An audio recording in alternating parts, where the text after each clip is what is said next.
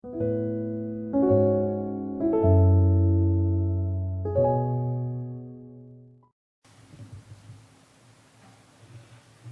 같이 묵상 기도하심으로 감사절과 수험생을 위한 특별 새벽 기도회를 시작하겠습니다.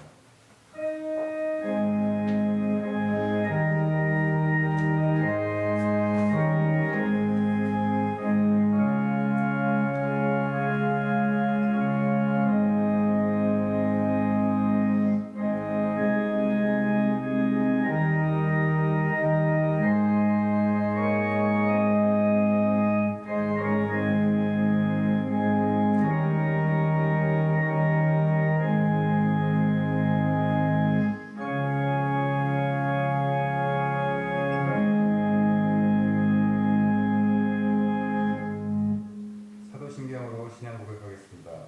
나는 전능하신 아버지 하나님 천지의 창조주를 믿습니다. 나는 그의 유일하신 아들 우리 주 예수 그리스도를 믿습니다. 그는 성령으로 잉태되어 공경녀 마리아에게서 나시고 본디오 빌라도에게 고난을 받아 십자가에 못 박혀 죽으시고 장사된 지 사흘 만에 죽은 자 가운데서 다시 살아나셨으며 하늘에 오르시어 전능하신 아버지 하나님 편에 앉아 계시다가 거기로부터 살아있는 자와 죽은 자를 심판하러 오십니다. 나는 성령을 믿으며 거룩한 공교회와 성도의 교제와 죄를 용서받는 것과 몸의 부활과 영생을 믿습니다. 아멘. 다같이 찬송가 397장 하겠습니다.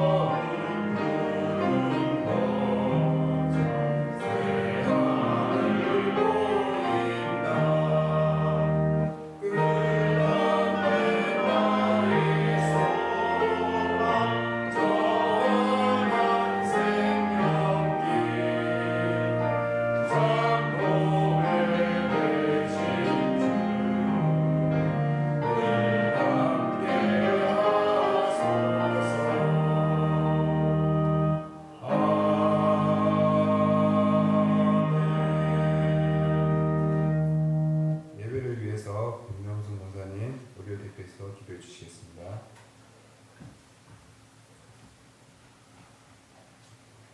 하나님 아버지, 지금도 살아서 우리와 함께 순간순간 함께 해주신 것 너무 감사드립니다. 때를 맞춰 햇빛과 비를 주셔서 들판마다 풍요로운 수확을 하게 하신 것 감사를 드립니다. 그동안 코로나로 인해 경제적으로 정신적으로 많은 어려움이 있었습니다. 하나님 아버지, 이제 저희들의 무지함과 교만을 용서하여 주시고 하루빨리 이 모든 것이 제자리로 돌아올 수 있도록 용서하여 주시고 함께하여 주시옵소서. 이 시간 추수감사절과 수능을 보는 학생들을 위하여 기도회로 모여 기도합니다. 한 해 동안 함께해 주신 것 감사하며 수능을 보는 학생들에게도 좋은 일기와 지혜를 주셔서 잘 감당하여 좋은 결과를 볼 수 있도록 하여 주시옵소서. 이제 얼마 남지 않은 한 해 모든 것을 잘 마무리하게 하여 주시고 각 가정마다 물질의 복과 건강의 복을 주셔서 근심하며 걱정하는 일이 없도록 도와 주시옵소서. 명예의 회복으로 말씀을 전하실 때 은혜의 말씀이 되게 하여 주실 것을 믿으며 감사하며 예수님의 이름으로 기도합니다. 아멘.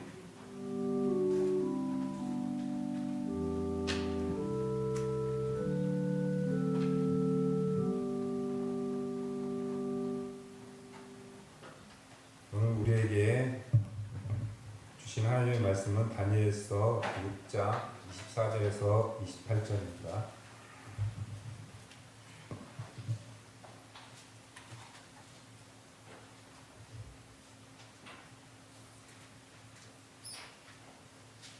다 찾으셨으면 한 절씩 교독하도록 하겠습니다. 왕이 말하여 다니엘을 참소한 사람들을 끌어오게 하고 그들을 그들의 처자들과 함께 사자굴에 던져 넣게 하였더니 그들이 굴 바닥에 닿기도 전에 사자들이 곧 그들을 움켜서 그 뼈까지도 부서뜨렸더라.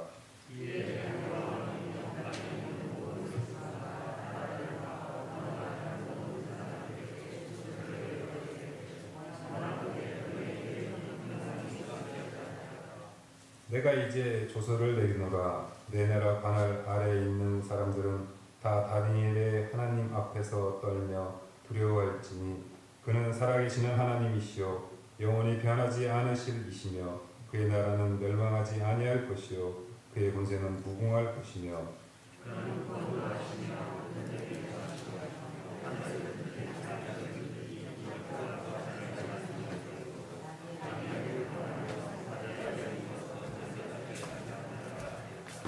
다 같이 하겠습니다.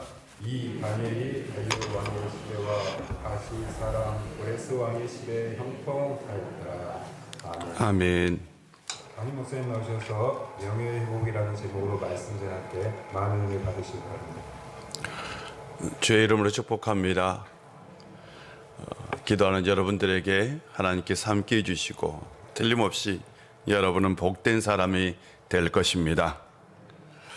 효녀 심청이는 아버지의 눈을 뜨게 하려고 자기 몸을 공양미 300석에 팔았어요.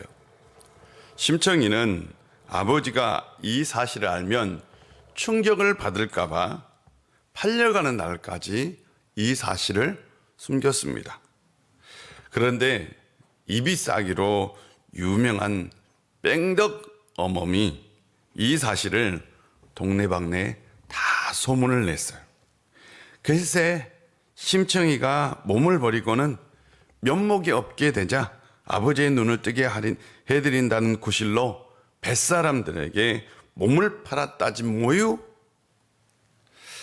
자기가 무슨 효녀라고 이렇게 뺑덕어멈은 심청이가 공양미 300석에 팔려간다는 사실을 온 동네 방네 소문을 낸 거예요. 그렇다면 이 뺑덕어미의 죄는 어떤 죄일까요? 바로 명예훼손죄입니다. 이 명예훼손죄는 형법에 해당합니다. 형법 307조 1항.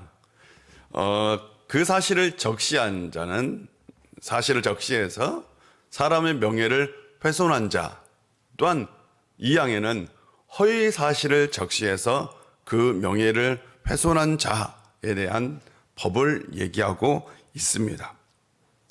내일 죽을지라도 심청이에게도 뭐가 있어요? 명예가 있는 거죠. 그렇지 않겠습니까? 신봉사에게도 명예가 있는 거죠. 명예를 훼손한 겁니다. 사람에게는 누구나 다 어떤 사람이든 명예가 있습니다. 그리고 사람의 명예는 참 중요합니다. 사람에게는 돈만 중요한 것이 아니라 명예도 중요하다는 거죠. 사람의 명예가 있다면 당연히 하나님의 명예도 있지요. 십계명 제4계명을 보면 내 하나님의 이름을 망령되게 일컫지 말라라고 얘기합니다. 하나님의 이름을 욕되게 하지 마라라는 거죠. 하나님의 명예를 더럽히지 말라라는 말이기도 합니다. 예수 그리스도의 명예는 바로 예수님의 이름을 욕되지 않게 하는 것이고요. 기독교의 명예는 기독교를 더럽히지 않는 겁니다. 그런데 지금 이 시대에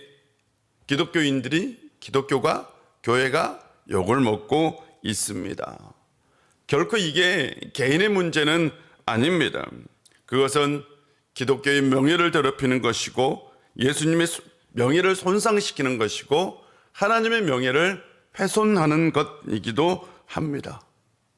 저는 이 땅에 이런 일이 없었으면 좋겠고 다시 하나님의 명예가, 예수 그리스도의 명예가, 그리고 교회의 명예가 다시 회복되었으면 좋겠습니다. 오늘은 다니엘의 얘기입니다. 다니엘이 사자굴에 갇혔어요.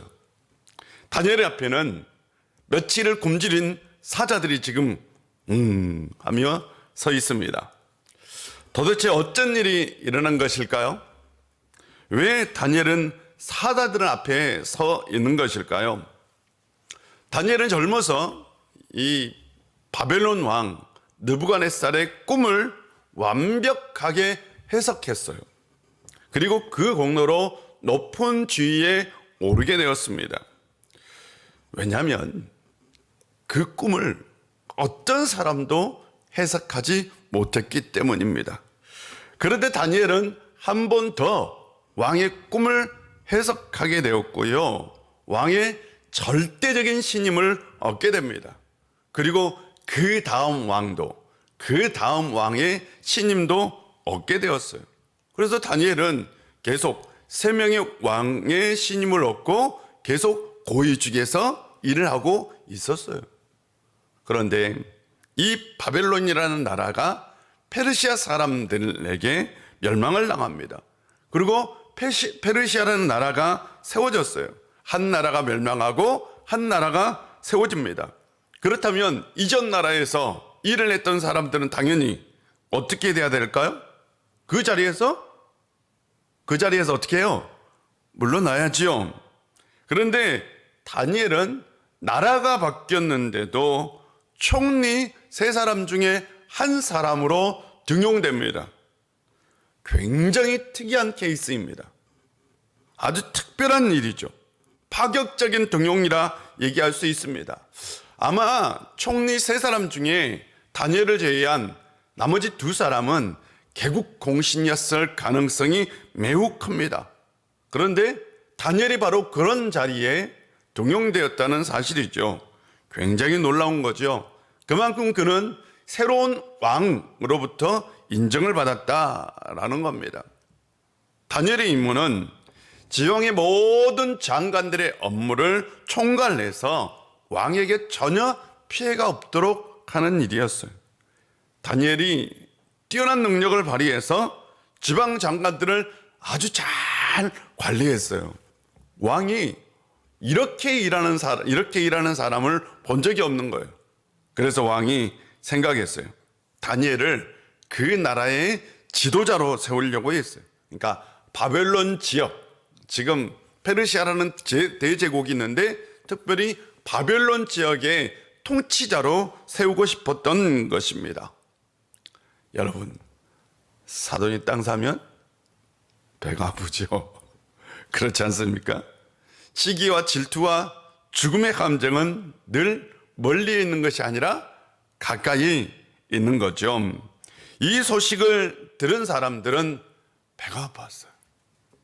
자기들이 그 통치자가 되고 싶었는데 다니엘이 그 자리를 차지하게 된 것입니다. 그래서 다른 총리들과 지방 장관들은 어떻게 했을까요? 그들은 자신들의 권력을 이용해서 바로 사익을 추구했던 사람들이기도 합니다. 당연히 다니엘도 그렇게 했을 것이라고 생각한 거예요. 다니엘도 틀림없이 부정부패가 있었을 것이다 라고 생각한 거죠. 그래서요, 사람들은 이 다니엘의 허물을 찾기 시작합니다. 돼지 눈에는 돼지만 보이는 거죠. 불의한 사람의 눈에는 모든 사람이 다 불의하게 보이는 법입니다. 그러나 다윗의 그 허물을 찾을 수 있었을까요? 아니요. 찾을 수가 없었습니다. 그들은 틀림없이 다니엘이 뇌물을 받았을 것이라고 생각해요. 뇌물을. 부정부패가 있는 곳에는 반드시 돈이 있고, 돈을 따라가면 반드시 뭐가 있어요? 부정부패가 있으니 틀림없이 다니엘이 뇌물을 받았을 것이라고. 그래서 탈탈 털었어요. 그런데 하나도 금이 없는 거예요. 다니엘의 허물을 찾을 수가 없었습니다. 저는 이 땅에 있는 기독교인들의 정치인들이 이랬으면 좋겠어요. 정직하게 일하는 사람들이 바로 인정받는 세상이 되었으면 좋겠습니다. 이래야지요. 그래서 정치인들부터 먼저 깨끗해야지요. 다니엘은 총리가 되어서 사적인 이익을 채우기보다는 공적인 이익을 우선으로 했던 사람입니다. 그런데요, 그들은 다니엘의 허물을 찾을 수는 없었지만 다니엘의 약점은 찾을 수 있었습니다. 다니엘의 약점은 바로 율법을 지키는 사람이라는 거였어요. 하나님을 믿고 율법을 지키는 유대인이라는 사실이죠. 오늘날로 말하면 그 약점이 기독교인이었다라는 얘기이기도 합니다. 이제 그들은 다니엘을 죽일 수 있는 계략을 꾸밉니다. 그 계략은 바로 왕에게 한 칙령을 전국에 공포하는 겁니다.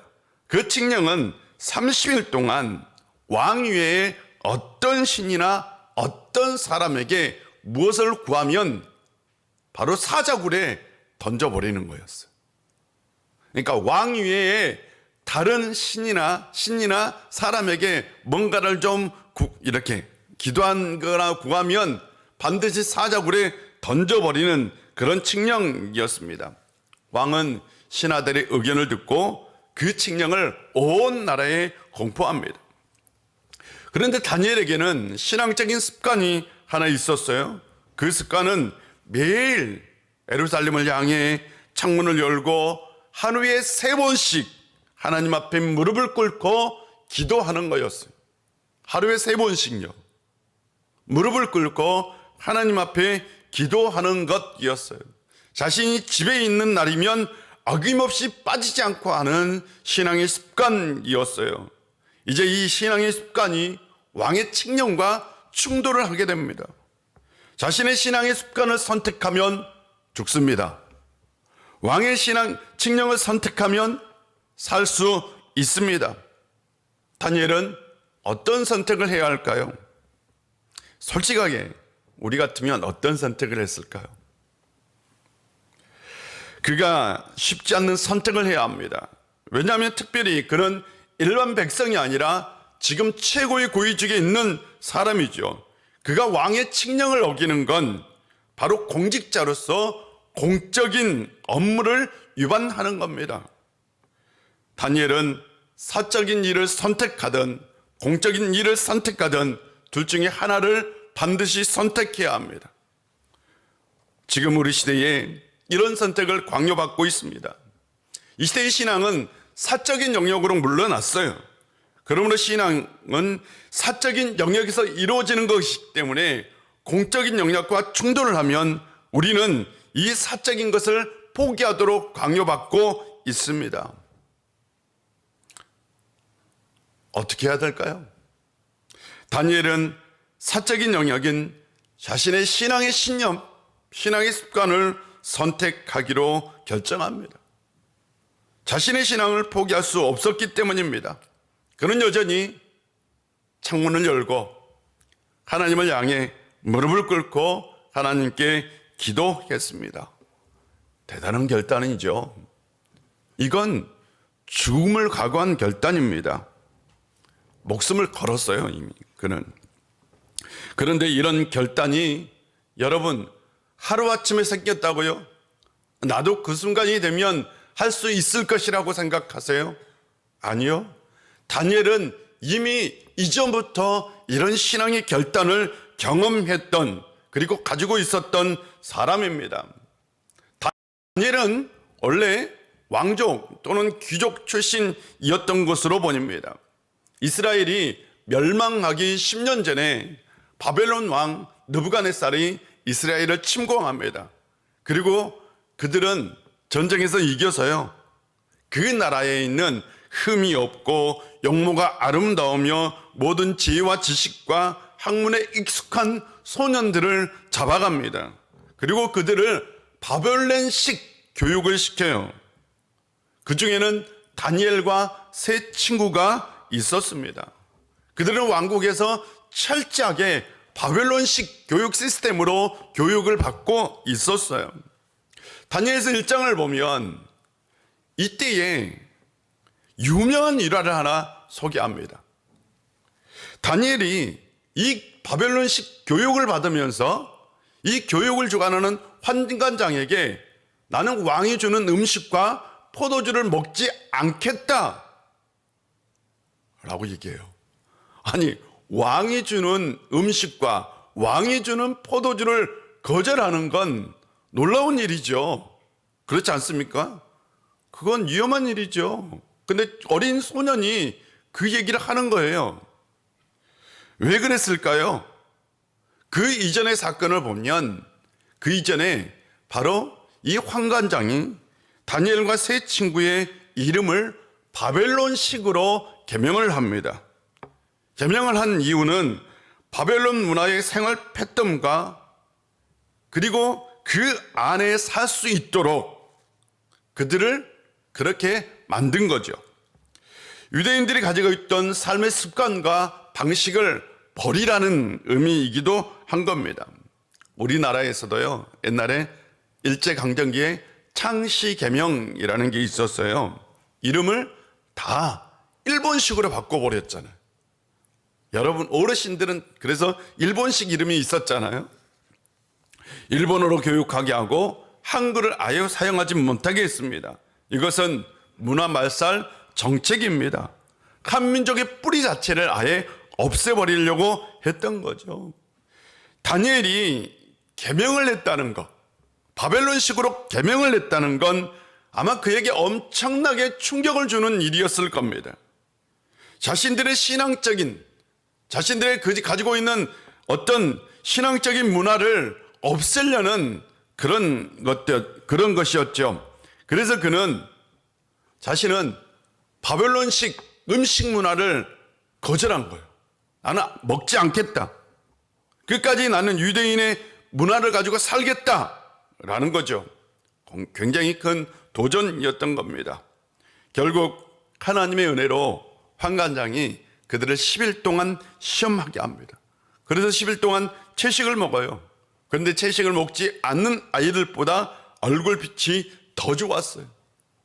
그때 하나님께서 다니엘과 세 친구에게 지혜와 총명을 주는데 다른 아이들보다 더 뛰어난 능력을 주셨어요.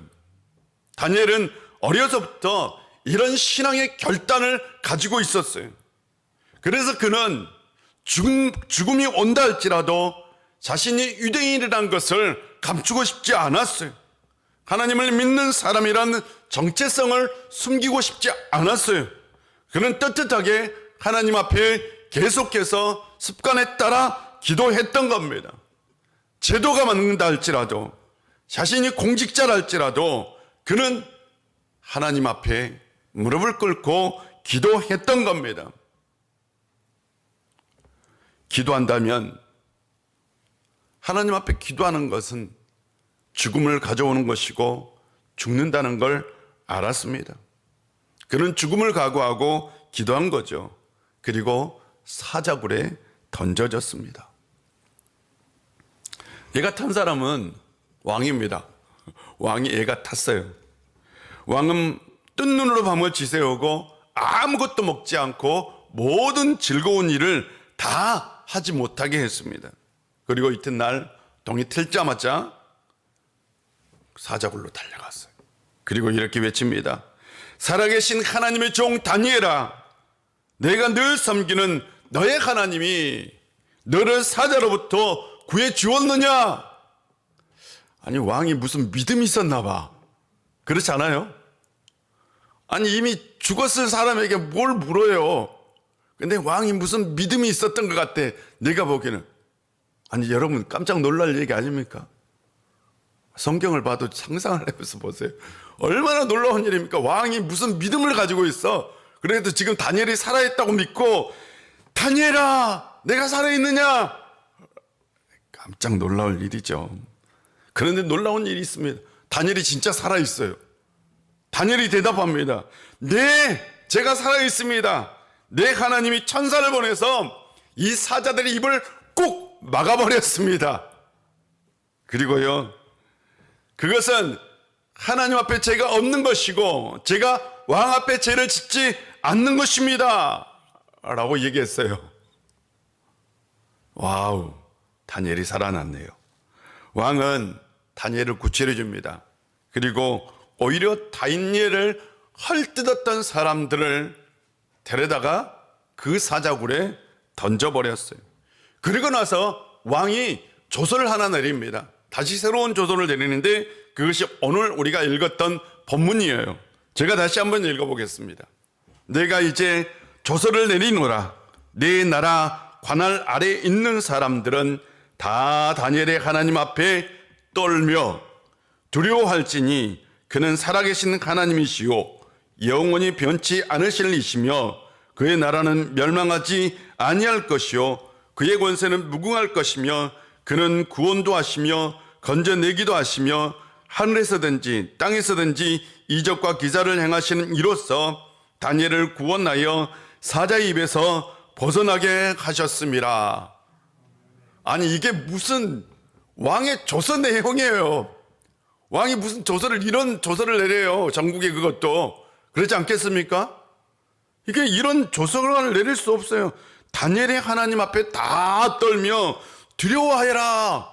아니, 왕 앞에 두려워하여라 얘기하죠. 그리고 그는 살아계신 하나님이시다. 전국에요, 온 나라에 페르시아가 다스리고 있는 모든 지역에 이런 조서를 내렸어요. 하나님에 대해서, 하나님의 어떤 분인지 선포한 거죠. 놀라운 일입니다. 이런 일이 있을 수 있을까요? 없는 일이죠. 다니엘의 명예가 회복되었고요, 동시에 다니엘을 통해서 하나님의 명예도 회복되었습니다. 이 일로 인하여 온 세상에 하나님이 어떤 분인지 알려진 거죠. 아마 틀림없이 사람들은 더욱더 얘기를 했겠지요. 이 조서를 읽고 나서, 야, 그런 일이 있었대. 그래서 다니엘이 사자굴에서 살아났대. 천사가 그의 입을, 사자들의 입을 꼭 막고 다니엘은 그 다음날 살아날 수 있었대. 아니, 이런 소문이 났겠어요, 안 났겠어요? 당연히 났겠지요. 얘기가 막 회자됐겠지요. 그리고 나서 틀림없이 그들 중에는 하나님을 믿는 사람들도 있었을 겁니다. 맞아요? 이것이 바로 전도지요. 전도는 이렇게 이루어지는 거죠. 여러분, 우리는 그 당시 하나님을 믿는 사람들이 유대인이라고만 생각합니다. 맞아요? 아닙니다. 예수님 시대를 보면 그 당시 예루살렘을 방문했던, 성전을 방문했던, 성전 순례를 했던 사람들 중에 수많은 외국인들이 있었어요. 그리고 그 당시에 바벨론 지역에는 어마어마하게 큰 유대인 공동체가 있었고요, 최초로 탈무드라는 게 기록되었잖아요. 근데 탈무드는 예루살렘에서 기록된 게 아닙니다. 최초의 탈무드는 바로 바벨론 탈무드예요. 바벨론 지역에서 기록되었고, 바벨론은 이미 어마어마하게 큰 유대인 공동체가 형성되어 있었어요. 그들 중에는 수많은 외국인들도 있었어요. 유대인들만 있었던 건 아닙니다. 그렇다면 그 이전에 하나님의 이름이 어떻게 알려졌고 유대인들도 하나님을 믿게 되었던 거죠.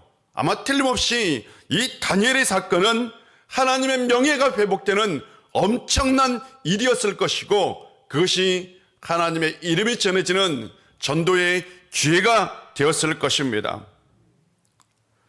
저는 다니엘이 이미 알고 있었다라고 생각합니다. 뭘요?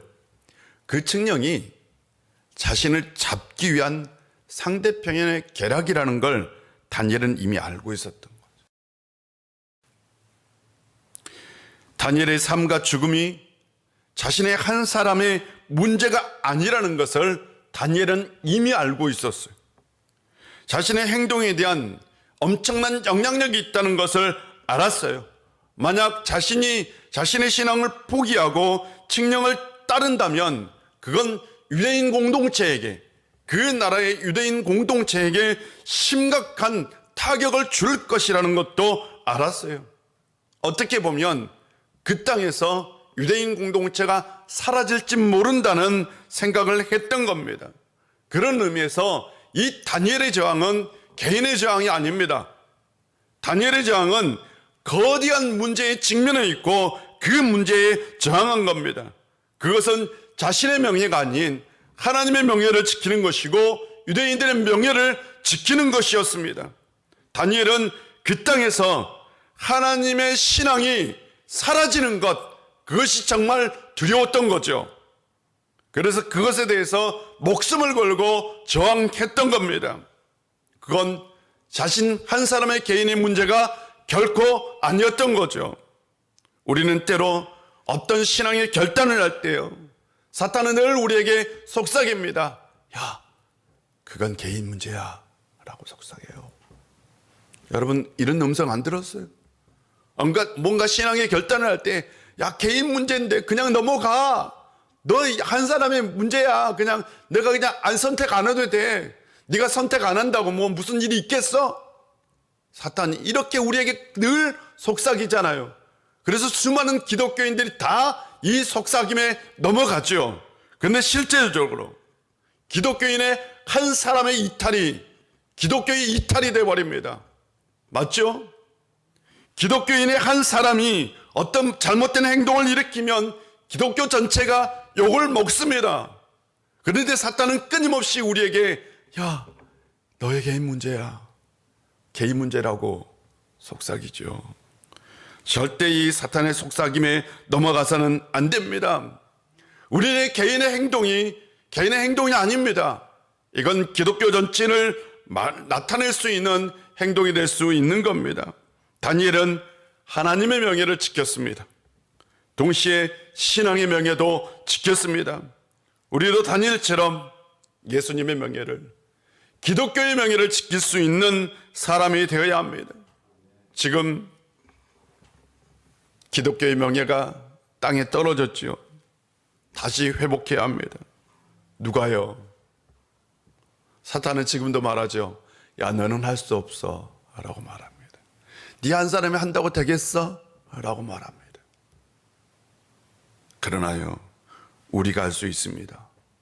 나의 작은 신앙적인 결단이 떨어진 기독교의 명예를 다시 세울 수 있는 겁니다. 우리가 기도할 때에, 우리가 더욱더 하나님 앞에 부르짖을 때에, 우리가 하나님 앞에서 더욱더 의롭게 살려고 노력할 때에, 그때 기독교의 명예가 다시 회복될 수 있는 겁니다. 사랑하는 성도 여러분, 이 땅의 모든 기독교인들이 기독교 하나님의 명예를 위해서, 기독교의 명예를 위해서 살아갈 수 있는 신앙인들이 될 수 있도록 기도합시다. 그리고 우리가 그 중에 한 사람이 됩시다. 하나님의 명예가 회복될 때요, 실은 우리의 명예도 회복되는 겁니다. 기독교의 명예가 회복될 때에 우리의 명예도 회복되고 우리의 신앙도 지킬 수 있는 겁니다. 맞죠? 이 땅의 기독교인들이 다시 하나님의 명예도 회복하고 기독교의 명예도 회복할 수 있도록, 그런 신앙의 결단으로 살아갈 수 있도록 우리 모두 기도합시다. 기도하겠습니다. 아버지 하나님, 오늘도 우리 가운데 함께 해주시고 은혜 주셔서 참 감사합니다. 우리는 오늘 말씀을 통해서 다니엘이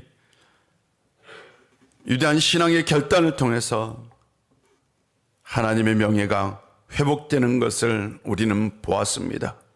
아버지 하나님, 이 땅에 사는 모든 그리스도인들이 작은 신앙의 결단을 통해서 의롭게 살려는 그 끊임없는 자기와의 싸움에서 이겨 하나님의 명예를, 기독교의 명예를, 그리고 자신의 명예를 회복할 수 있는 우리 모두가 되게 하여 주옵소서. 아버지 하나님, 오늘도 우리가 신앙의 결단이 있다면 그 결단 위에서 악을 선택하는 것보다 선을 선택하며 죄를 선택하는 것보다 의를 선택하며 살 수 있는 저희들 되게 하여 주옵소서. 아버지 하나님, 오늘도 우리 우일의 모든 권속들 지켜주시고 보호하여 주시고 그 앞길을 인도하여 주시고 하나님께서 함께해 주심으로 형통의 역사, 평안의 역사, 건강의 역사가 있게 하여 주옵소서.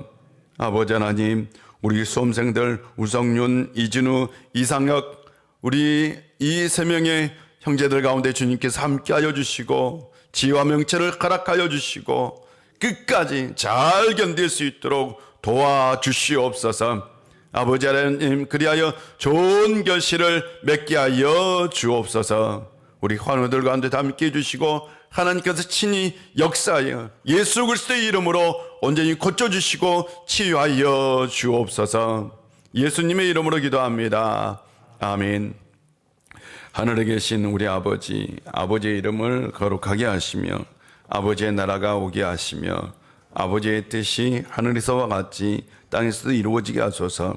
오늘 우리에게 일용할 양식을 주시고 우리가 우리에게 잘못한 사람을 용서하여 준 것 같이 우리 죄를 용서하여 주시고 우리를 시험에 빠지지 않게 하시고 악에서 구하소서. 나라와 권능과 영광이 영원히 아버지의 것입니다. 아멘. 우리 계속해서 기도할 때요, 오늘 주신 말씀을 기억하면서 이 땅에 사는 모든 그리스도인들이 늘 작은 신앙의 결단에서 승리하게 하여 주옵소서라고 기도합시다. 그리하여 기독교의 명예, 하나님의 명예가 회복되고 또한 우리의 명예도 회복될 수 있도록 기도합시다. 그리고 수험생들을 위해서 우성윤, 이진우, 이상혁 이들을 위해서 기도해 주시고 또한 환우를 위해서 기도해 주시고 여러분 자신과 가정을 위해서, 나라와 민족을 위해서, 교회를 위해서 기도하겠습니다. 다 같이 기도합니다. 아버지 하나님, 오늘도 우리 가운데 함께해 주시고 은혜 주셔서 참 감사합니다.